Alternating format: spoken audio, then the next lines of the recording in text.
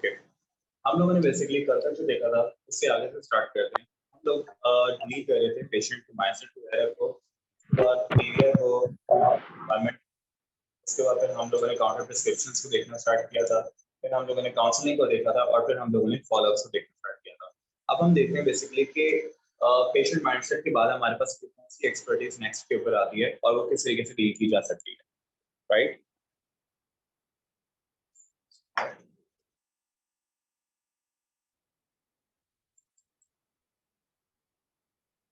देखें, अभी तक हम लोग ये चीज देख रहे थे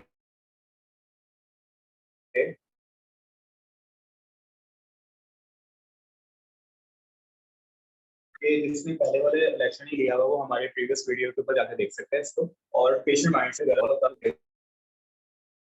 तो हमारे लेक्चर था।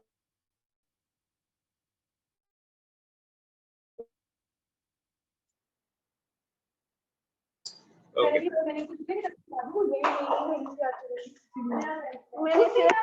याद नहीं है, मेरे याद नोट्स पढ़ के सुन। मैंने इम्पोर्टेंट बस हाईलाइट किया है याद।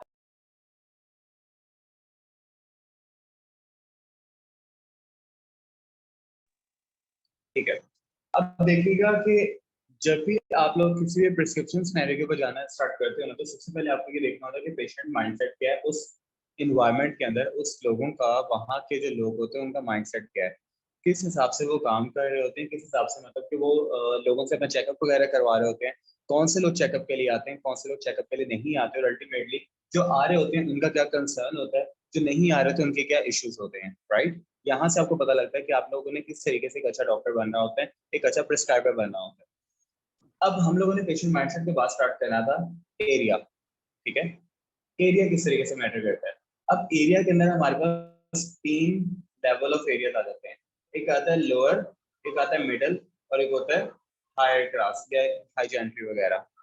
अब लोअर क्लास एरिया के अंदर सबसे बड़ी जो चीज होती है वो क्या होती है? पॉपुलेशन ज्यादा होती है। मीडियम क्लास एरिया के अंदर क्या होती है? पॉपुलेशन बैलेंस होती है। और हाई क्लास एरिया के अंदर क्या होती है? पॉपुलेशन कम होती है। ठीक है, ऑपोजिट सिनेरियो क्या है? लो क्लास एरिया के अंदर लोग कम पे करते हैं, मीडियम क्लास एरिया के अंदर लोग मीडियम पे करते हैं। ठीक है, और हाई क्लास एरिया के ऊपर या फिर हाई जेंडर के ऊपर लोग ज्यादा पे करते हैं। एक और सिनेरियो, इन चीजों ने डिसाइड करना है कि आप लोग आगे की प्रिस्क्रिप्शंस को किस तरीके से लेके चलोगे, इनको गौर से देखना है। इसके अलावा आपको समझ नहीं आएगी कि हम क्या बात कर रहे थे। लास्ट, इनके अफेक्टिव सिनेरियोस। सबसे ज्यादा पैसा कहाँ पे रखा हुआ है? लोअर क्लास एरिया में।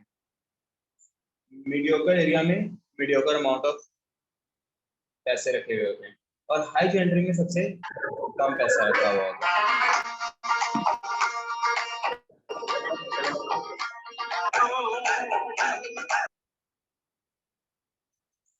हम लोगों ने पिछले सिनेरियो के अंदर ये देखा था कि पैसा तो सबसे कम लो क्लास पे कर रहे होते हैं, और हमने कहा कि सबसे ज्यादा पैसा लो क्लास एरिया में रखा हुआ है, राइट? यहाँ तक क्लियर हुआ आप लोगों को? सही। जब हम लोगों ने ये चीज देखा, ये वाला पॉइंट देखो, पॉपुलेशन सबसे ज्यादा लोअर क्लास में है, पे सबसे कम कौन करता है? Lower class. लेकिन सबसे ज्यादा अर्निंग कहाँ पर एक इंसान की हो सकती है? लोअर क्लास एरिया में। ऐसा क्यों है? देखो, कल वाला आपको एक लेक्चर याद होगा जिसमें हम लोगों ने कहा था patient number is inversely proportional to the fee. ठीक है, जितनी कम फीस होती है उतने ही ज्यादा पेशेंट्स आ रहे होते हैं। ये वाली बात समझ आई सब लोगों को? जितनी कम फीस होती है, जितनी कम फीस होती है उतने ही ज्यादा लोग आ रहे होते हैं। असल जो टर्नओवर एक डॉक्टर का मेंटेन करके रख रहा होता है ना, वो कौन सा रख रहा होता है? इनमें से फैक्टर फीस नहीं आपकी देख रही होगी, आपकी 1000 फीस है या आपकी 100 फीस है। यहाँ से नहीं पता चलेगा कि आप सक्सेसफुल हो या नहीं। यहाँ से भी पता चलेगा कि आपके 1000 पेशेंट है या आपके 100 पेशेंट्स हैं। बात क्लियर हुई यहाँ पर? जी सर। फॉर एग्जाम्पल ये चीजें फ्लक्चुएट कैसे? अगर एक डॉक्टर 1000 पेशेंट देख रहा है और उस बंदे ने फीस अपनी रखी हुई है 300 रुपए, तो इसका मतलब क्या है? कि वो 3 लाख अर्न कर रहा है वहां से। ठीक है, अब ये बेशक पर मंथ है, पर वीक है या पर डे है, या वो डिपेंड कर रहा होता है कि उसका अर्निंग सिनेरियो कितना है। दूसरी बात, एक डॉक्टर के पास 100 पेशेंट्स हैं, ठीक है, 100 पेशेंट से वो ले रहा है लाइक 500 फीस, वो फिर भी कितने कमा पा रहा है? 50,000। इसीलिए मैं कह रहा हूँ कि लो क्लास जेंडरी के अंदर, क्योंकि पॉपुलेशन बहुत ज्यादा होती है, यहाँ पर आपकी ओवरऑल अर्निंग यहाँ पे सबसे ज्यादा होती है, ठीक है। हाई क्लास के अंदर क्या होता है, बेशक लोग 1000 भी पे कर सकते हैं, लेकिन यहाँ पे मसला क्या होता है, यहाँ पे कोई बंदा बताएगा? पेशेंट कम होते हैं।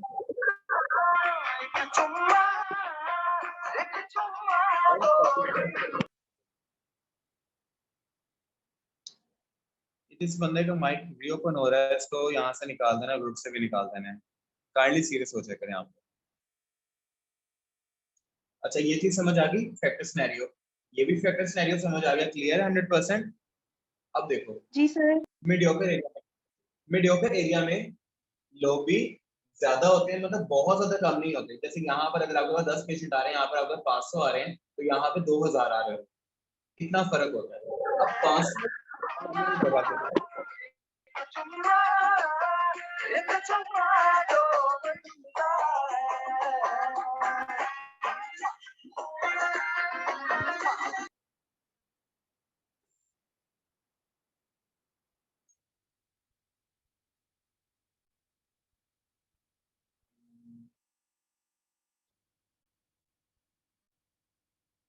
एक सेकेंड जस्ट।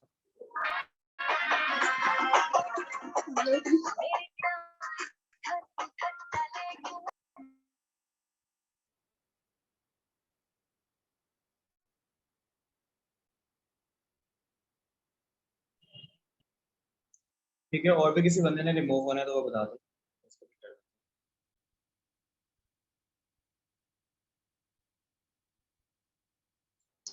जहां तक ये वाला फैक्टर सिनेरियो सब लोगों को क्लियर हो चुका है, ठीक है। अब नेक्स्ट पे काम करते हैं। 5 मिनट पे करने वाले लोग क्या होंगे? फॉर एग्जांपल, मीडियम फीस पे कर रहे हैं, मतलब 300 भी नहीं पे कर रहे, लो जेंट्री वाला, हाई जेंट्री वाला 500, बल्कि 500 छोड़ो, 1000 भी नहीं पे कर रहे, वो क्या पे कर रहे हैं? एक मिड वैल्यू, मतलब लाइक 400 को अफोर्ड कर सकते हैं, ठीक है। अब 400 अफोर्ड कर सकते हैं, 500 पेशेंट है, तो यहाँ पर क्या होगी आपकी अर्निंग? 20, तकरीबन 2 लाख, ठीक है, तकरीबन 2 लाख यहाँ पर वो पर्सन अर्न कर रहा होगा। अब यहाँ पर देखो, सबसे ज्यादा वो 300 रुपए रखे 1000 लोगों में से, फॉर एग्जाम्पल अगर 2000 होते हैं और वो 300 या फिर छोड़ दो 200 भी फीस रखता है लो क्लास एरिया के अंदर, जहाँ पे लोग ज्यादा हैं, दोबारा वही वाली बात मैं बता रहा हूँ, जहाँ पे वो कितना अर्न कर रहा होता है? 4 लाख, जबकि पैसे सबसे कम है, लोग सबसे ज्यादा हैं। तो अल्टीमेटली हमें एक चीज का पता चला कि जब भी हम लोगों ने प्रोफेशनल माइंडसेट के अंदर देखना है लोगों की, और जब भी हम लोगों ने अपना क्लिनिकल सेटअप स्टार्ट करना है, तो कोशिश करना वहां पर ऐसा एरिया जहाँ पे लोग ज्यादा हो, उनके प्रॉब्लम ज्यादा हो, उनका कंसर्न ज्यादा हो, और आपके पैसे कम। ये 4 फैक्टर्स हम लोगों को एरिया में टारगेट करने से पहले देखने पड़ेंगे। Next point is environment. ऐसी इन्वायरमेंट आप लोगों को वहां पे मेंटेन करके रखनी पड़ेगी जहां पे पेशेंट कंफर्टेबल हो। अब आपने लो क्लास एरिया के अंदर अगर क्लिनिकल सेटअप अपना ओपन किया, तो वहां पर क्या आपने शीशे की दुकान बना ली है, आपने बहुत मतलब लग्जरी सेटअप अंदर से इंक्लूड किया हुआ है, आपने बहुत ज्यादा ब्रांडेड चीजें वहां पर यूज की हुई हैं। अब क्या होगा, आपका जो सेटअप है वो आपकी एनवायरमेंट के हिसाब से फिजिबल नहीं है, लोग कंफर्टेबल नहीं होंगे वहां पर आने के लिए। क्यों? वो वाले लोग कंफर्टेबल नहीं होंगे आपके पास आने के लिए जिनको 200 पे करना होगा। वो सोचेंगे यार अंदर जाके खर्चा ज्यादा हो सकता है, इन लोगों ने बड़ा खर्चा किया हुआ है, तो लाइक इनके पास ना चीजें एक्सपेंसिव हो सकती हैं। तो वो इस डर से आपके पास नहीं आएंगे कि हो सकता है उनका बजट शॉर्टलिस्ट ना हो जाए, कहीं उनका बजट खत्म ना हो जाए, आप उनको कोई और एक्स्ट्रा चीज प्रिस्क्राइब ना कर दो जो उनके बजट से आउट रेंज हो सके, राइट। और इसी तरीके से अगर आपने हाई जेंट्री के अंदर सेटअप करना है और आपने बहुत ज्यादा एवरेज सा सेटअप किया हुआ है, तो अल्टीमेटली हाई जेंट्री नहीं आएगी। क्यों नहीं आएगी? देखो, एरिया और आपकी इन्वायरमेंट ये इफेक्ट होता है। इन्वायरमेंट देखते कि हम जैसा बंदा होना चाहिए, राइट। एरिया देखता है हम जैसा बंदा होना चाहिए। अब जब इन दोनों फेजेस को आप फॉलो नहीं करोगे, हम जैसा बंदा नहीं बनोगे उनके जैसे, उनकी जगह पे जाने के बाद, तो अल्टीमेटली वो आपके पास नहीं आएंगे। क्लियर हुई? The next point, dealing. अब आपके पैसे या आपका एक्सपीरियंस, ये दोनों चीजें यहाँ पर काउंट नहीं करते। यहाँ पर क्या चीज काउंट कर रही होती है डीलिंग के अंदर? डीलिंग में ये चीज काउंट कर रही होती है कि आपने ऐसी बात करनी है जो कोई और ना कर सके। यहाँ पे यूनिकनेस आती है। ठीक है, डीलिंग के अंदर क्या आती है? यूनिकनेस। अगर आपके काम में आप यूनिक हो, आपकी जैसी बात कोई और नहीं कर रहा, आपके जैसी प्रॉब्लम सॉर्टिंग कोई और नहीं कर रहा, आपकी जैसी फीस किसी और की नहीं है, आपकी जैसी प्रॉब्लम सॉर्टिंग किसी और के पास नहीं है, आपके जितना टाइम कोई और नहीं दे रहा, आपकी जैसी अंडरस्टैंडिंग किसी और के साथ नहीं है पेशेंट की, तो अल्टीमेटली क्या होगा? आपकी डीलिंग इफेक्टिव होगी। और पेशेंट जो था वो पेशेंट से आपका क्या बन गया? कंज्यूमर। पेशेंट वो होता है जो आ गया तो आ गया, नहीं आया तो नहीं आया। लेकिन कंज्यूमर क्या होता है? उसने आना ही आना होता है। मतलब एक फैमिली डॉक्टर जो लोग रख लेते हैं, वो क्या होते हैं? वो कंज्यूमर्स होते हैं। उनको सिर्फ आराम आएगा तो इसी बंदे के साथ आएगा, वरना उनको आराम नहीं आ रहा होता। अब ये वाले सारे के सारे जो हम लोगों ने सिनेरियो देखे हैं, यहाँ पर तो हमें समझ आ गया कि हमारा एनवायरमेंटल फैक्टर बहुत बड़ा एक रोल प्ले कर रहा होता है हमारे काउंसलिंग या फिर हमारे जो एक सेटअप सिनेरियो होता है वहां पर। हमारे प्रिस्क्रिप्शन बहुत एक वैल्यूएबल चीज प्ले कर रही होती है हमारे पेशेंट का माइंडसेट डेवलप करने के अंदर। हमारा एरिया के साथ हमारा सेटअप किस तरीके का है, और हमारी उनके साथ डीलिंग कैसी है, हमारा रेट क्या है, और हम लोगों ने उन लोगों को टाइम कितना दिया और किससे कौन कौन सी बातें बताई।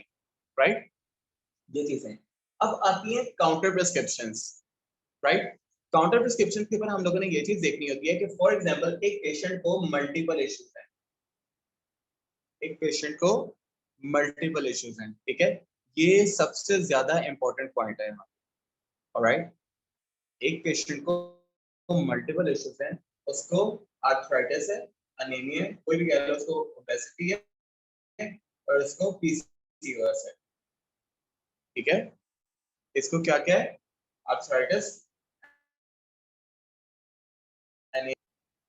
एक बुरा डॉक्टर और एक अच्छा डॉक्टर यहाँ से पहचानना चाहिए। आर्थराइटिस के लिए मैंने उसको एक सेपरेट चीज दे दी। फिर मैंने क्या किया? देखा ये वाली प्रॉब्लम है, तो मैंने इसको क्या किया? एक और मेडिकेशन दे दी एनीमिया के लिए। फिर मैंने देखा मोटा है, मैंने इसको वेट लॉस के लिए अलग ट्रीटमेंट दे दिया। फिर मैंने देखा कि ये पीसीओएस का पेशेंट है, तो मैंने इसको एक और सप्लीमेंट या फिर मेडिसिन या फिर एक और अल्टरनेटिव कोई प्रिकॉशन दे दिया। अब यहाँ पर होना क्या चाहिए था? इस पॉइंट के ऊपर, इस पॉइंट के ऊपर ये होना चाहिए था कि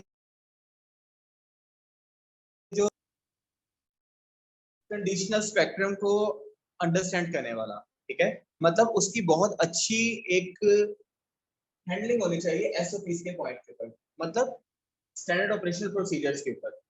अगर उस पेशेंट को आर्थराइटिस है, ठीक है, उस पेशेंट के साथ एनीमिया भी है, वो पेशेंट मोटा भी है, और उस पेशेंट को पीसीओएस भी है, तो ऐसी कौन सी चीज है जो कि इन चारों चीजों को ट्रिगर कर रही है? बात समझ आई?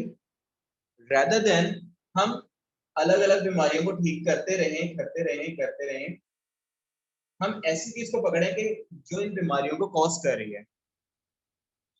बात क्लियर हो रही है सब लोगों को? हम लोग अलग अलग बीमारियों को पकड़ के उनको अलग अलग दवाई देते रहें, इससे बेहतर है कि हम इन चारों बीमारियों को आपस में रिलेट करें और कोई ऐसी प्रॉब्लम सॉर्ट आउट करें या फिर कोई ऐसी प्रॉब्लम फिगर आउट करें जो कि इन चारों बीमारियों का कॉज बन रही है। ठीक है, फॉर एग्जाम्पल अब यहाँ पे हमने चार रैंडम डिजीजेस लिए थे, disease 1, disease 2, disease 3 and disease 4। अब हमने देखा कि उस पेशेंट को एनीमिया है, ठीक है, और उस पेशेंट को कैल्शियम भी कम हो गया है, मतलब उसको आर्थराइटिस भी हो रहा है ना, उसका तो पीसीओएस है। आपका कोई क्वेश्चन है?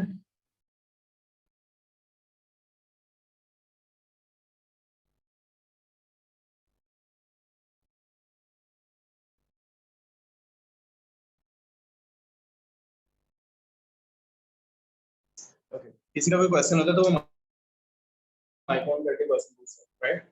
अच्छा, अब हम लोगों ने 4 सिनेरियो देखे। फॉर एग्जांपल अब हम लोगों ने इसमें से ना ये चीज देखना है कि इनको ना सॉर्ट आउट करना है, मतलब एसओपीज के हिसाब से इनको लेके चलना है। हमने देखा कि पहले एक बंदे ने वेट गेन किया, वेट गेन करने से क्या हुआ, ऑर्गन के ऊपर प्रेशर आ गया, ऑर्गन के ऊपर प्रेशर आ गया तो ऑर्गन कौन सी थी, फॉर एग्जांपल ओवरीज, उनके ऊपर प्रेशर आया तो उन्होंने पीसीओएस डेवलप करना स्टार्ट कर दिया। दूसरी बात, जब ऑर्गन के ऊपर प्रेशर आया तो उसकी फंक्शनैलिटी डिस्टर्ब हुई और आपका जो फॉर एग्जांपल बॉडी के अंदर इन्फेक्शन हो गया, कुछ आपकी डाइट जो थी सही तरीके से फॉलो अप नहीं कर रहे थे। इसके बाद क्या हुआ, प्रॉब्लम नंबर 1 हम लोगों ने देखा कि उस बंदे को आर्थराइटिस था। अब आर्थराइटिस की वजह क्या हो सकती है, डिफरेंट हो सकती है। हो सकता है उसकी एज ज्यादा हो सकता है उसका कैल्शियम इंटेक कम हो सकता है उसकी मसल रिजुविनेशन पावर खत्म हो चुकी हो, ठीक है। अब इन चारों बीमारियों को रिलेट करके हम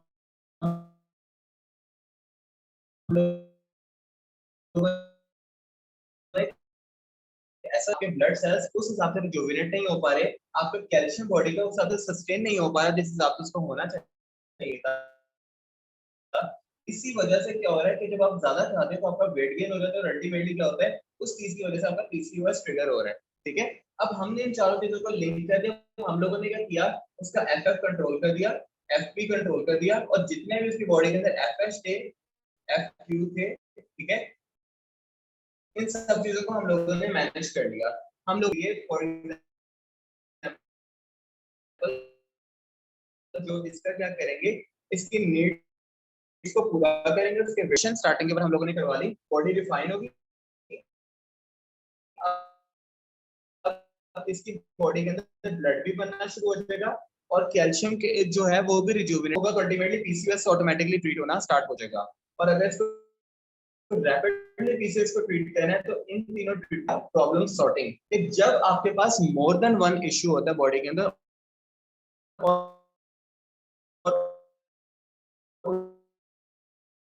उनमें से कोई इश्यूज काउंटर इश्यूज होते हैं जो कि एक दूसरे को पुश कर रहे होते हैं, मजीद इशू ट्रिगर किस वजह से हुए हैं, राइट, रेदर कि हम एक एक चीज का अलग अलग सोल्यूशन उसको देना स्टार्ट करें। अब फॉर एग्जांपल आपके पास एक इशू है, आपका इशू ये है कि आपने ना एक बैग लिया है, बैग के अंदर आपके पास है मिल्क, ठीक है, आपके पास एक मिल्क का कंटेनर है, उसमें है मिल्क। अब मिल्क के कंटेनर के अंदर यहाँ पे क्या हुआ है, लीकेज, इस पॉइंट के ऊपर क्या हुई है, लीकेज, ठीक है। तो आप इस प्रॉब्लम को कैसे सॉर्ट कर रहे हो, आप नीचे एक बर्तन रख लेते हो, ठीक है, या फिर नीचे आप हाथ रख लेते हो कि दूध जमीन पे ना गिरे, ये प्रॉब्लम सॉर्टिंग हुई नहीं। प्रॉब्लम सॉर्टिंग ये हुई कि आपने इसको यहाँ पर कोई ऐसी चीज लगा दो जिससे मिल्क बाहर गिरना बंद हो जाए, ठीक है। गिरने को कंट्रोलिंग हम लोगों ने करना, ये होती है माइंड मैपिंग कि आपने किस तरीके से किसी चीज को आपने देखना है, कवर अप करना है और अल्टीमेटली उसका सोल्यूशन ऐसा निकालना है जो कि प्रॉमिसिंग हो, टेम्परेरी सोल्यूशन नहीं हम लोगों ने निकालना है चीजों के। जैसे कि अगर दूध गिर रहा है यहाँ से तो हमने नीचे कोई डब्बा रख दिया, दूध गिर रहा है तो हमने मतलब नीचे कुछ और चीज रख दी कि दूध ज्यादा वेस्ट ना हो, दूध कम वेस्ट हो। इससे बेहतर नहीं है कि हम उसके डब्बे की जो लीकेज है उसको बंद कर दें ताकि दूध वेस्ट ही ना हो, लीक ही ना हो, क्लियर। इसी तरीके से अगर बॉडी के अंदर एक बंदे को अनीमिया हुआ है तो हम क्या करें, इसको ब्लड लगा दें। ये सोल्यूशन नहीं है कि अनेमिक पेशेंट को आप ब्लड लगा दो, ये सोल्यूशन है उसका कि अनेमिक पेशेंट को देखो कि इसको अनीमिया हो क्यों रहा है, इसकी रीजन क्या है, कौन सी ऐसी चीज है जो कि इसकी बॉडी के अंदर ब्लड सेल्स को नहीं बनने दे रही या फिर सस्टेन नहीं होने दे रही, क्लियर हुआ। तो इन सब के सब फैक्टर्स के अंदर हम लोगों को पता लगा एक काउंटर प्रिस्क्रिप्शन को किस तरीके से डील किया जा सकता है, पेशेंट के अंदर डीलिंग किस तरीके से आपकी होनी चाहिए, एनवायरमेंटल इफेक्ट को आपने कैसे देखा और अल्टीमेटली आपके एरिया के अंदर किस तरीके से आपका आपने लेके चलना है अपने एरिया को। कल और या फिर नेक्स्ट जो हम लोगों का वेडनेसडे आएगा वहां पर हम लोगों ने स्टार्ट करना है एक इफेक्टिव काउंसलिंग सेशन जो कि फॉलो करेगा आपके प्रिस्क्रिप्शन के साथ। जहां तक किसी बंदे का कोई भी क्वेश्चन या फिर कोई भी सिनेरियो हो तो आप पता कर सकते हो, ठीक है। और अगर कोई बंदा इसको बाद में देख रहा है तो आप यूट्यूब के नीचे कमेंट सेक्शन के ऊपर अपने क्वेश्चंस को पोस्ट कर सकते हो और हम नेक्स्ट क्लास के ऊपर उसके आंसर्स वगैरह आपको प्रोवाइड कर दिया करेंगे। Any confusion, any person? Sir Yes. FH और FP FQ इन सब का बता दीजिए। ये प्रॉपर टर्मिनोलॉजीज हैं, मतलब कि डिटेल्स हैं ये basically, food frequency, food portioning, food hygiene and food quality, ठीक है। इन चारों को इंशाल्लाह ताला आप अपनी नेक्स्ट इंटर्नशिप्स के अंदर पढ़ोगे, जैसे कि रसलिप में आप पढ़ सकते हो, आप न्यूट्रिशन कोडिंग्स में इनको पढ़ सकते हो, क्योंकि ये सिर्फ वर्ड्स हैं यहाँ पर, और इनके पीछे की जो पूरी की पूरी कैलकुलेशन और लॉजिक्स है ना, वो डिफर करती हैं। इसका मतलब होता है फूड की फ्रीक्वेंसी, इसका मतलब होता है फूड की पोर्शनिंग, इसका मतलब होता है फूड की हाइजीनिसिटी या फिर क्लीनलीनेस, इसका मतलब होता है फूड की क्वालिटी। क्लियर? जी सर। ओके, तो इसके बाद किसी और बंदे का क्वेश्चन हो तो जो आपके रिकॉर्डेड सेशन होते हैं ना, उसके नीचे क्वेश्चन या फिर कमेंट की ना ऑप्शन मौजूद होती है, आपने वहां पे कमेंट करके अपने क्वेश्चंस वगैरह पता करने हैं, ताकि और जो बाकी लोग हैं जिन्होंने नहीं सुन पा रहे क्वेश्चंस या फिर जो मीटिंग में मौजूद नहीं है, वो जो बाद में लेक्चर ले रहे होते हैं, तो उनको भी पता लग सके कि क्या आप उन लोगों ने मिस किया। All clear? Sir I have a question. Sir I have a question. Right. Sir वैसे तो आप कह रहे हैं कि हमें मतलब हमें फी कम रखनी चाहिए ताकि पेशेंट ज्यादा है, तो अगर हम उस फी को वेरी करें मीडियोकर्स और अगर हाई लेवल या एलीट लोग हैं, तो उनके लिए अगर हम उस फी को वेरी करें। नहीं, देखो आपका क्वेश्चन है कि हम लोगों को फी कम रखनी चाहिए, लेकिन अगर हमारे पास तीनों किस्म के लोग मौजूद हैं तो हम गरीबों के लिए अलग फीस, मीडियोकर के लिए अलग फीस और अमीरों के लिए अलग फीस रख सकते हैं या नहीं? Is that your question? जी देखो, ऐसा जी सर। नहीं कर सकते। क्यों? जब भी आप बिजनेस स्टार्ट करते हो ना, तो बिजनेस का जो बिजनेस प्लानर होता है ना, उसके बाद आप लिखते हो कि आप बिजनेस किस लोगों ने आपके पास आना है, और आप वहां पे यूनिक स्पेक्ट्रम होके चलोगे। ठीक है? अब ये नहीं हो सकता, आप देखो हर बंदा फिर आपके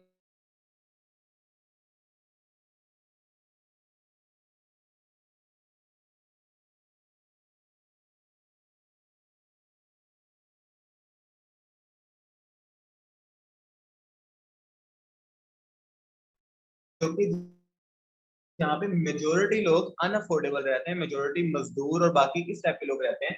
अब आपने जब इस एरिया को टारगेट कर लिया, तो आप यहाँ पे फी वेरी कैसे करोगे? बात समझ आई? अब यहाँ पे सिर्फ ये करोगे कि आपने 200 रुपीज अपनी फीस रखी हुई है, और यहाँ पर हर बंदा आपके पास आने में ताकि कंफर्टेबल हो सके। भी आजकल देखी है कि ये तक लोग चार्ज कर रहे हैं, ठीक है, और उनके पास लाइंस नहीं खत्म हो रही होती। अब मुझे ये बताओ कि एक बंदा जिसके पास 10,000 लोगों का टर्नओवर है एक महीने के अंदर, वो 30 रुपए ले रहा है, ठीक है, वो 3 लाख कमा रहा है आराम से। ठीक है? अब इससे क्या पता लगा कि अगर जी सर। उसकी फ्लक्चुएशन थोड़ी सी आती है फीस के अंदर, वो 40 रुपए कर देता है, तो उस तरीके से क्या हुआ, एकदम से उसने 1 लाख रुपए अपनी सैलरी इंक्रीज कर दी। ठीक है? तो काम करो ऑडियंस के ऊपर, ताकि आपका 1 रुपया भी अगर आप इंक्रीज करते हो तो आपके लाखों रुपए के अंदर उसकी इंक्रीमेंट लग सके। और क्लियर? जी थैंक यू सो मच, जज़ाकल्लाह। ठीक है फिर